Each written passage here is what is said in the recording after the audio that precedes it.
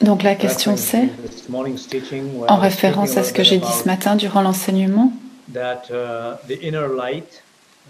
où j'ai dit que les lumières intérieures pures,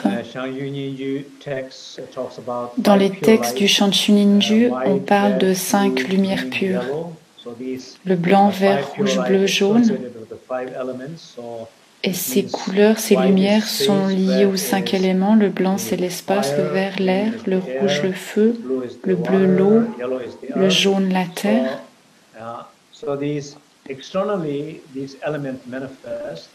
Sur un plan extérieur, ces 5 couleurs se manifestent. C'est le monde dans lequel nous vivons. À un niveau intérieur, à un niveau de la conscience, ce sont des lumières. Il y a la lumière, l'espace, la lumière, l'énergie et la matière. C'est ainsi que les choses se manifestent dans cette séquence. Intérieurement, quand nous sommes connectés à cet espace sacré, cette source, vous pouvez ressentir la présence de ces lumières sous forme de vibration. Quand on dit « je prends refuge dans ce corps de lumière », il y a de la lumière qui est là dans cette conscience. Même si on ne sait pas comment la définir, on ne sait pas dire si c'est jaune. Mais sur le principe, la pure conscience contient les 5 lumières dans un état d'équilibre.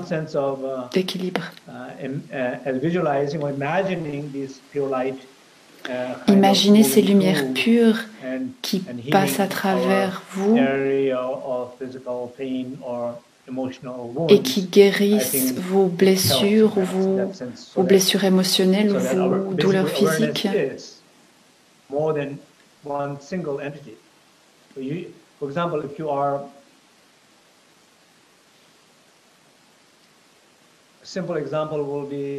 Un exemple simple,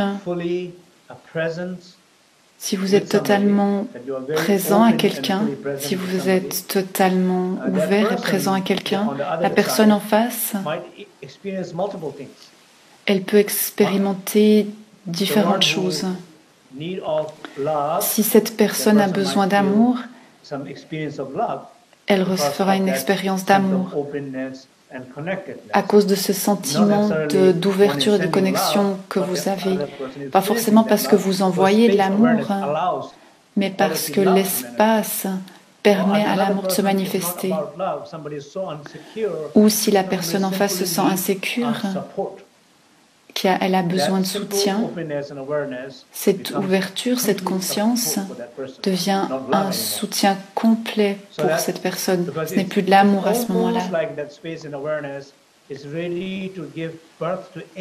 L'espace et la conscience peuvent donner naissance à n'importe quelle qualité en fonction de ce qui est besoin dans la situation.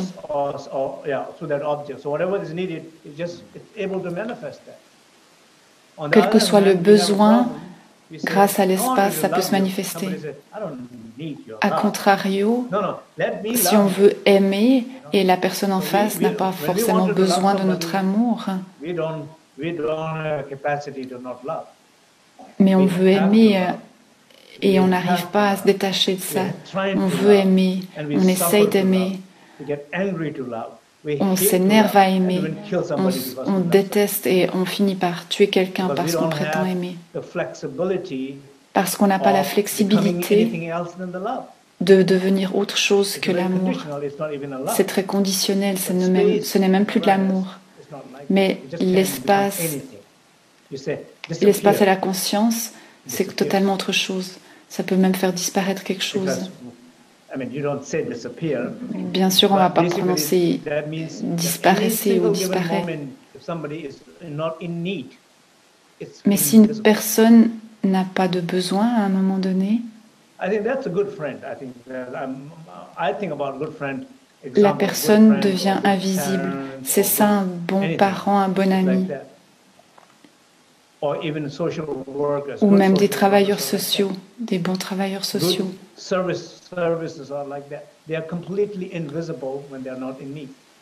faire bien un service. Si la personne en face n'a pas de besoin, ces personnes deviennent invisibles.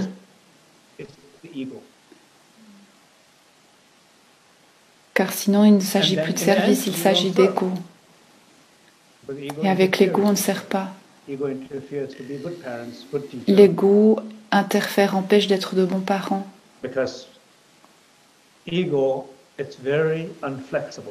Parce que l'ego est très inflexible.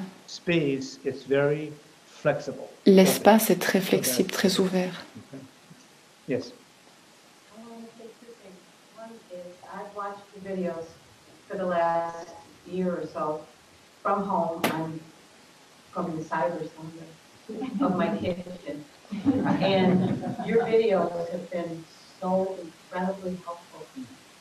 And I know that there are thousands of people out there that feel the same way as I do. And I've come here because of those videos, just reaching out and touching me. So thank you so much for that. Donc cette personne dit qu'elle apprécie beaucoup les vidéos qu'elle a pu voir à la maison de Rinpoche et que c'est la raison pour laquelle elle est aujourd'hui, elle prend part aujourd'hui à la retraite avec Rinpoche. Elle remercie Rinpoche du fond du cœur pour les enseignements qu'il donne, notamment en ligne.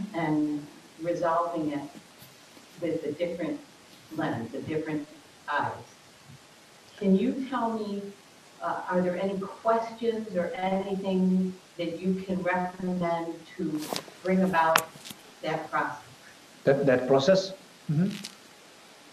So let me repeat your question. Donc la question c'est, ce matin nous avons parlé dans le processus de guérison.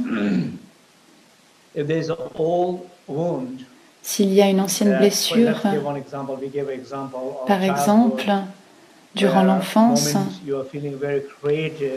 nous sommes peut-être sentis très créatifs, nous avons voulu faire quelque chose de créatif et un parent ou un professeur a stoppé cela avec un sentiment négatif de rejet.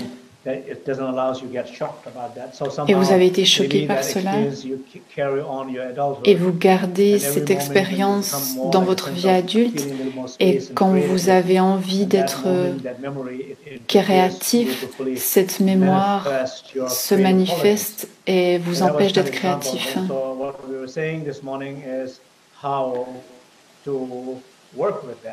Donc comment travailler avec cela ? C'est comme toutes les autres pratiques. Comment nettoyer les traces karmiques ou les tendances karmiques ou les blessures. Donc il s'agit d'être conscient des réactions, du sentiment de rejet, de la limitation. Soyez conscient de ce qui se passe en vous. Soyez de plus en plus conscient.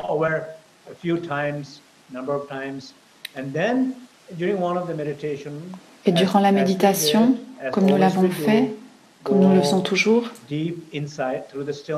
allez profondément à l'intérieur de vous, dans la tranquillité, dans le silence, dans l'espace. Oubliez les histoires. Connectez profondément où vous trouvez cet espace inconditionnel, cette conscience pure, cette chaleur inconditionnelle, ces qualités. Et quand vous êtes là,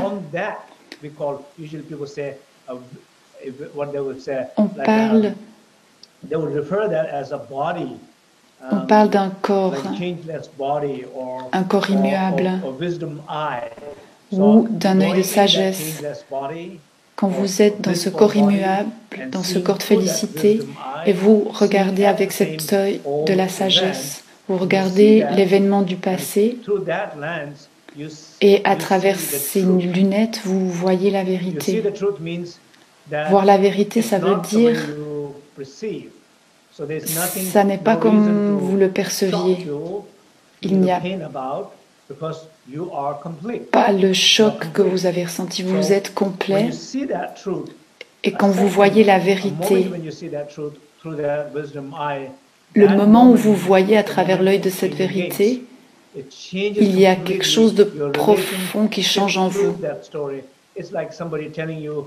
C'est comme si quelqu'un vous disait, vous avez cru à quelque chose pendant des années et tout à coup quelqu'un vous dit non, ce n'est pas comme ceci, mais c'est comme cela. Et au moment où la personne vous dit la vérité, toutes vos illusions que vous avez eues avec vous pendant toutes ces années, elles se dissipent. Donc comment faire cela?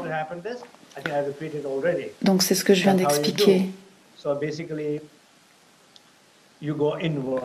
Vous allez à l'intérieur.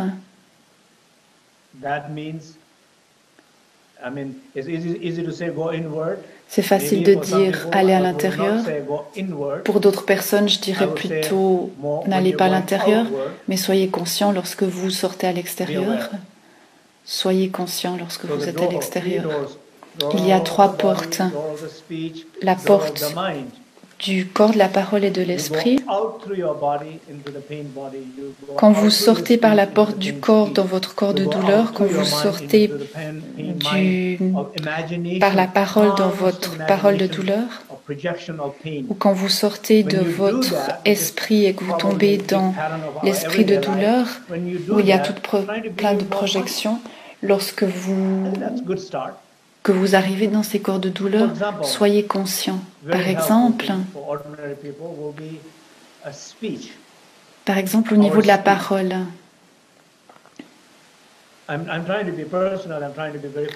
personnellement, j'essaie d'être très conscient de ma parole. Ça ne veut pas dire que je fais des compromis. Ce que j'ai envie de dire, je le dis, même si les gens n'ont pas envie de l'entendre, je le dis, mais je suis conscient et je ne regrette pas ce que j'ai dit, parce que j'ai planifié de le dire. Mais quand vous dites tellement de choses que vous ne vouliez pas dire, vous les regrettez ensuite,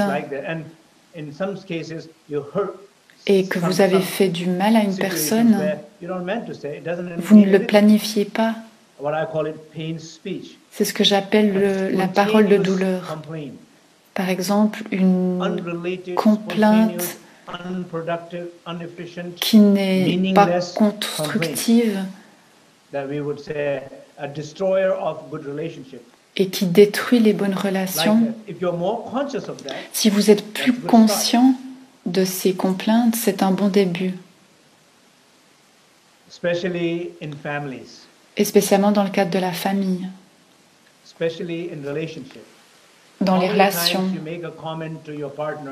Combien de fois est-ce que vous faites des remarques à un membre de votre famille, à votre partenaire, un commentaire négatif et inconscient? Vous n'aviez pas l'intention de le faire.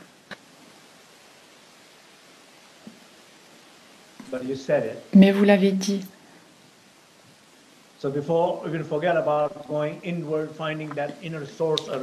Donc avant même d'aller à l'intérieur pour trouver la source de toute chose, soyez conscient de ces paroles que vous prononcez.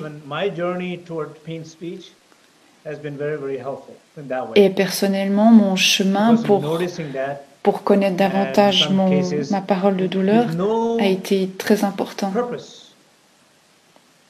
A very unrelated thing, you would say something, makes somebody feel a little not comfortable, people you love. Vous pouvez dire quelque chose à quelqu'un que vous aimez qui va lui faire de la peine ou lui faire se sentir inconfortable.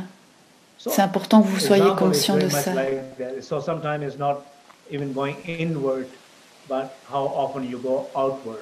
C'est important de noter à quel point vous sortez par une des 3 portes.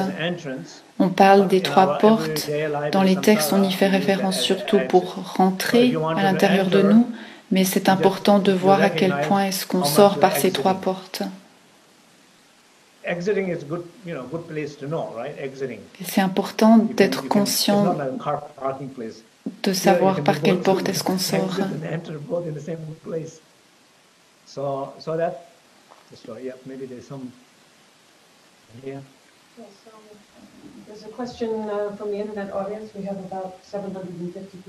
Donc il y a environ 750 ordinateurs qui sont connectés. She says inner stillness is difficult with a disease that practically demands constant shifting keep pain at bay. Any helpful advice for this? So the inner stillness is difficult but very painful disease.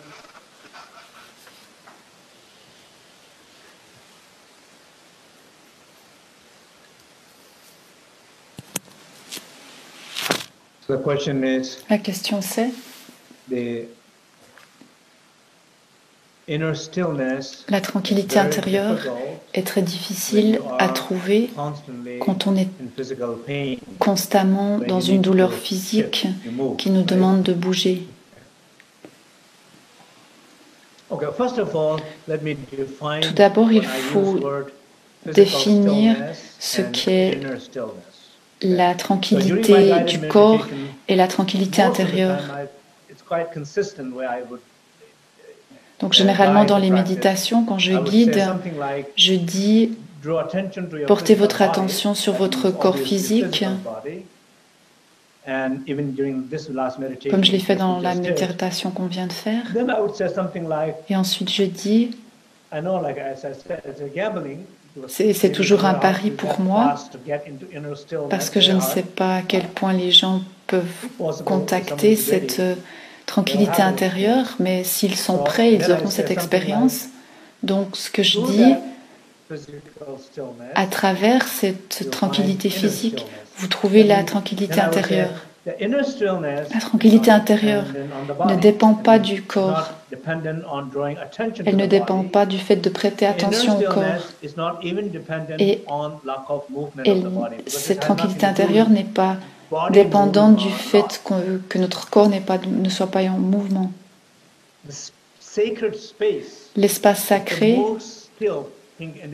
est la chose la plus tranquille de tout l'univers. L'univers, c'est un ensemble incroyable de mouvements, de lumière, d'événements, de planètes.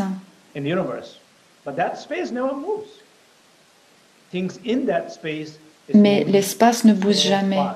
Tous ces changements, transformations sont dans un seul espace. De la même manière, notre corps, il y a des milliards de cellules qui bougent et qui font leur travail. Mais en même temps, si vous essayez d'être conscient de l'espace à l'intérieur de vous, si vous êtes plus conscient de cet espace, c'est comme si vous donniez à chacune de vos cellules d'être et de faire ce qu'elle a à faire, en étant conscient de l'espace. C'est comme, par exemple, imaginez, il y a une réunion qui se déroule bien et les gens communiquent bien entre eux, ils vont dans la bonne direction. Et puis il y a quelqu'un qui rentre, qui arrive, une personne négative, et elle interfère avec tout le processus.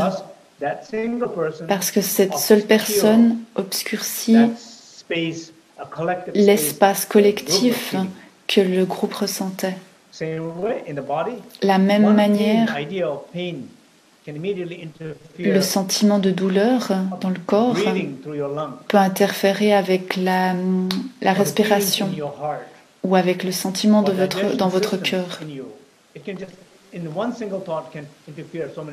Ou une seule pensée peut interférer avec ce qui se passe dans votre corps. Ou un seul moment de connexion avec l'espace sacré peut être comme ouvrir un robinet et permettre à des choses d'être libérées. Donc ne pensez pas à la tranquillité comme quelque chose de figé, immobile. Au début, peut-être ça aide. Mais ensuite, la position, par exemple, si j'essaye d'être conscient de la tranquillité, je suis dans la position en 5 points où je peux être comme ça, accoudé sur le côté, ou je peux être couché, ou je peux être comme ceci.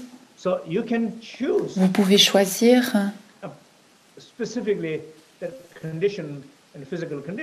la position physique dans n'importe quelle... vous pouvez expérimenter la tranquillité dans n'importe quelle position physique. ou si vous avez plus d'expérience, vous n'avez même pas besoin d'être tranquille. Vous pouvez bouger. Mais tout de même, faire l'expérience de la tranquillité dans votre corps.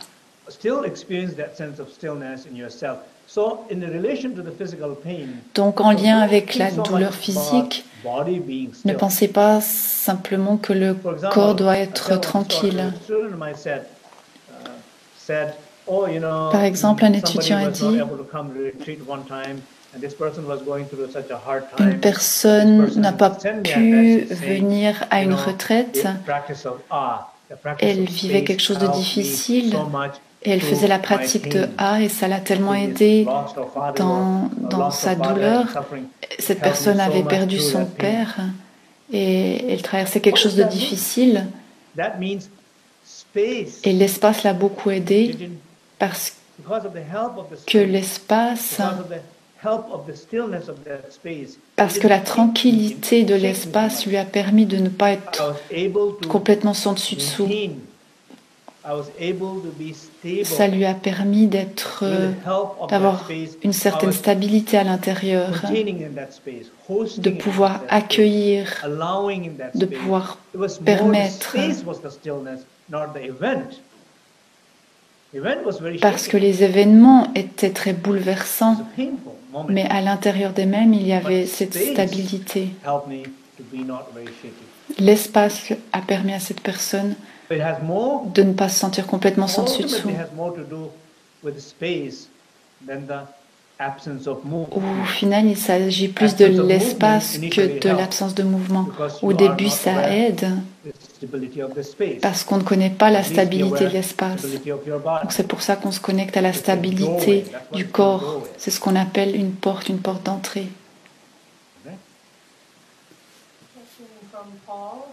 Paul asks, how does one know when to surrender and when to will yourself in the healing process?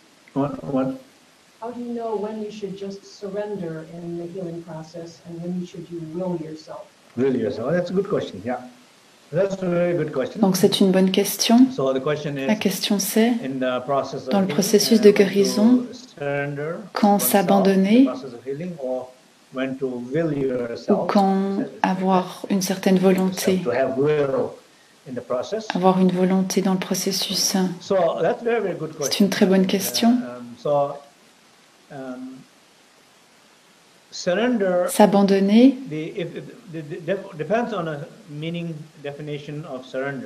donc ça dépend de la définition de s'abandonner. Une des définitions, ça peut être une confiance totale dans l'arbre du refuge, dans l'espace sacré, dans l'essence intérieure.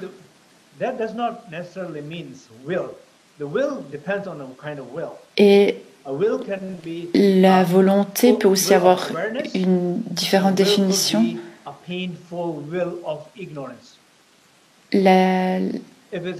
La volonté peut venir d'un effort et d'un effort qui vient de l'ignorance. Il y a beaucoup de personnes qui croient que la volonté, ça marche. Mais je crois que cette forme, je crois qu'il y a une autre forme de volonté qui est une volonté basée sur la confiance. Par exemple, l'enfant et la mère. L'enfant a totalement confiance dans la mère. S'abandonner à la mère, il y a un grand sentiment de confiance. S'abandonner à la mère, quand on dit s'abandonner, souvent on entend par là, on est incapable, on est désespéré. Ou c'est un sentiment de perdre.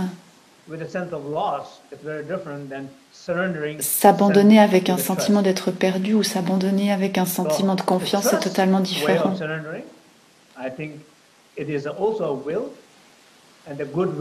Et la bonne manière d'avoir de la volonté, c'est de le faire avec de la confiance. Je ne sais pas si je suis bien en train de répondre à la question ici. Mais le sentiment de volonté, il faut s'assurer que cette volonté ne vient pas d'une douleur. Il y a des personnes qui veulent absolument quelque chose, qui veulent douloureusement quelque chose. Et je ne suis pas sûre que ça marche. Si vous voulez vraiment quelque chose avec douleur, de manière obsessionnelle, je ne suis pas sûre que ça fonctionne. Et si vous obtenez ce que vous vouliez parce que vous le vouliez désespérément, et je ne suis pas sûre que ce soit une bonne chose que vous l'ayez.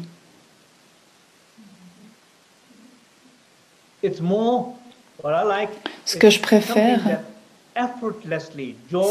c'est que vous découvriez quelque chose joyeusement et sans effort à l'intérieur de vous, quelque chose qui est déjà là. Je préfère ça. Parce que ça, vous pouvez être sûr que vous n'allez pas le perdre.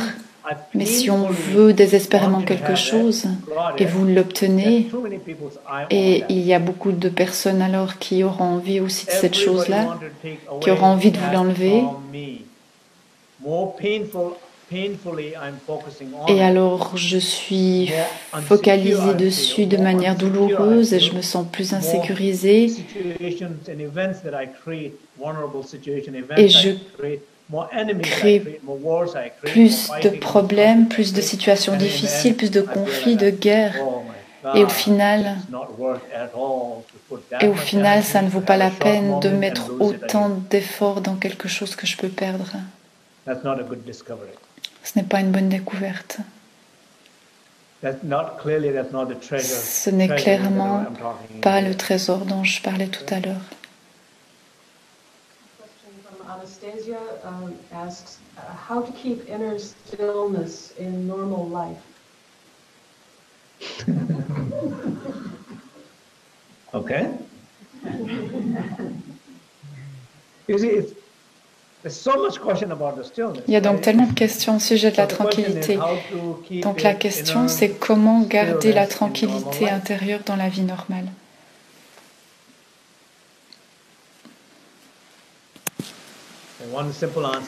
Et une réponse simple, c'est pratiquer, pratiquer et pratiquer.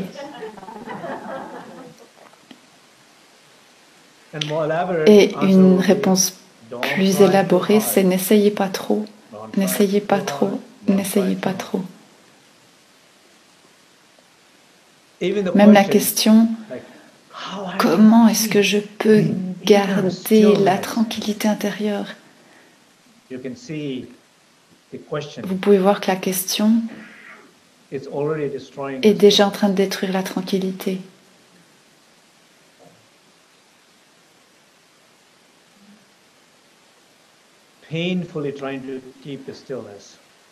On est douloureusement en train d'essayer de garder la tranquillité. Mais la tranquillité ne reste pas dans ces conditions. Vous avez plus de chances de conserver la tranquillité en n'essayant pas de la conserver. Et si vous essayez trop de la conserver, vous avez plus de chances de la perdre. Donc je me rends bien compte que ma réponse apporte plus de confusion peut-être, mais c'est la vérité. Donc n'essayez pas trop. Ok, une dernière question. If you could elaborate a little bit about what inner warmth is. The person is asking in New York, should I feel actual heat? Okay, so yeah. So a reference to in these experiences when talking about space, awareness and warmth. Donc en lien avec ces expériences de l'espace, la conscience et de la chaleur. Donc là de nouveau, c'est une très bonne question. Warmth, of course, means so many things. Donc la chaleur peut vouloir dire beaucoup de choses différentes. Une pièce est chaude, le temps est chaud, cette personne est chaleureuse, la chaleur du cœur, cette nourriture est chaude. Il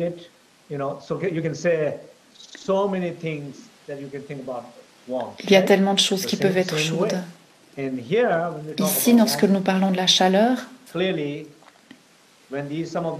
Par exemple, quand nous faisons les pratiques de Tsalung, de Tumo, les pratiques de respiration ou de chaleur intérieure, quand on parle de chaleur intérieure,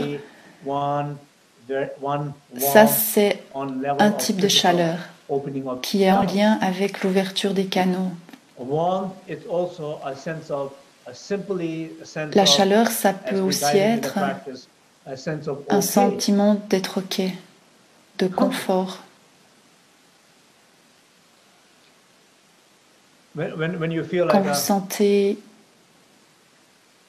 Quand vous vous sentez confortable. OK. C'est OK. Je suis OK. Ma vie est OK. Aujourd'hui est OK. Le thé est OK. Le repas est OK. Tout est OK. Rien ne peut être mieux que ça. Rien ne peut être mieux que ça. Un profond sentiment de satisfaction.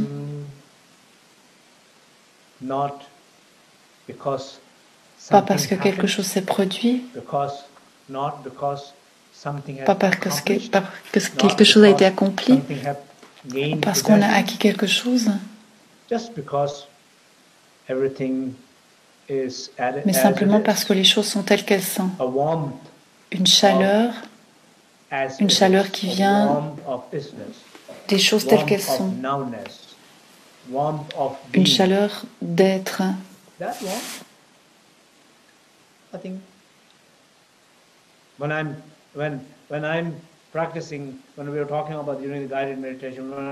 Durant la pratique, je parle de chaleur. Je fais référence à ce type de chaleur-là, pas à quelque chose, à une chaleur où on est tout excité. Ce n'est pas ça. Je parle plus d'une chaleur dans le sens d'une qualité d'être.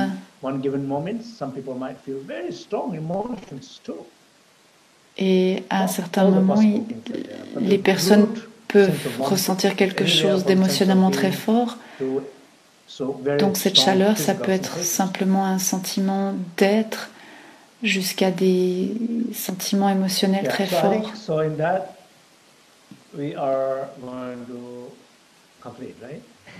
Donc nous allons nous arrêter ici.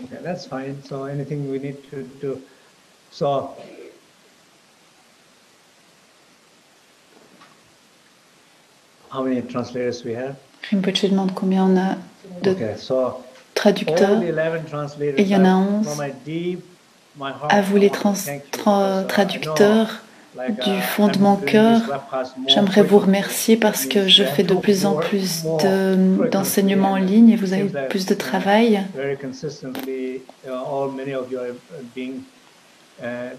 Et vous êtes disponible pour traduire. Et ça, c'est notre travail collectif. Travail créatif. Et beaucoup de gens ont dit à quel point ils apprécient pouvoir recevoir ces enseignements de cette manière pour les personnes qui ne peuvent pas voyager. Et les enseignements arrivent dans leur salle de bain, leur cuisine et d'autres endroits complètement inimaginables. Ou même des personnes qui sont à l'hôpital. Certains étudiants qui sont à l'hôpital, ils ont accès à l'enseignement, aux enseignements, pas seulement enregistrés, mais en direct. Et ça, c'est important de sentir cette connexion.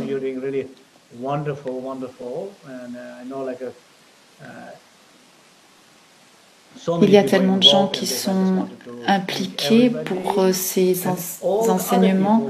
J'aimerais tous les remercier. Et il y a un tas de gens qui contribuent et j'aimerais les remercier aussi.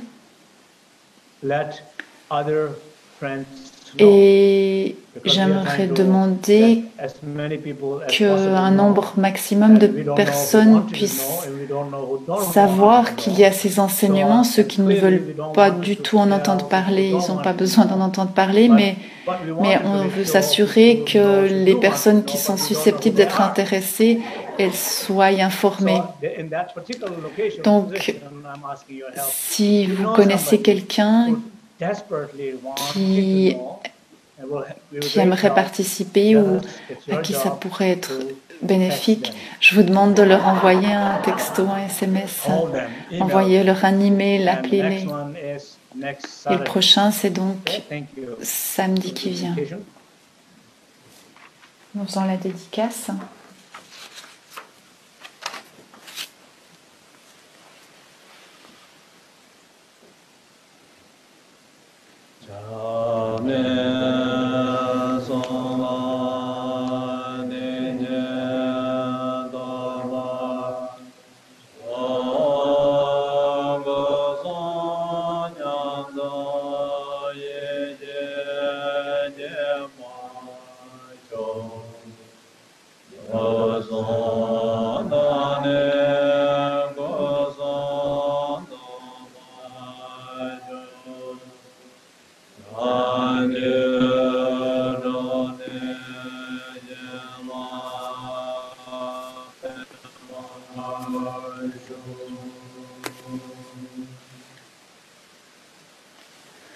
Puisse-je développer une grande confiance dans les trois refuges, puissent les expériences et réalisations de la sagesse des trois portes s'accroître, en purifiant les trois poisons, puisse-je obtenir les trois corps, et en libérant mon être propre, servir le bien des autres.